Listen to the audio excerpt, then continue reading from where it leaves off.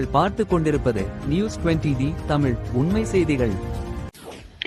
திருச்சி சோமராசன்பேட்டையில் எம்ஜிஆர் சிலைக்கு முன்னாள் அமைச்சர் பரஞ்சோதி தலைமையில் மாலை அணிவித்து மரியாதை.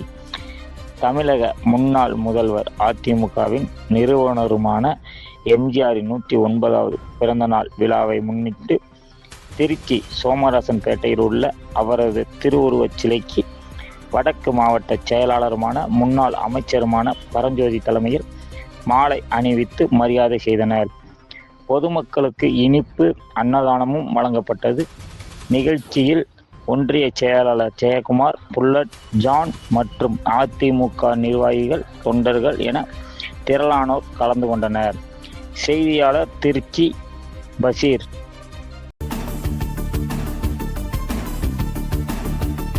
நியூஸ் 20D தமிழ் செய்திகளுக்காக திருச்சி செய்தியாளர் பஷீர். உண்மை செய்திகளை உடனுக்குடன் தெரிந்து கொள்ள நியூஸ் 20D தமிழ் செய்திகளை சப்ஸ்கிரைப் செய்யவும்.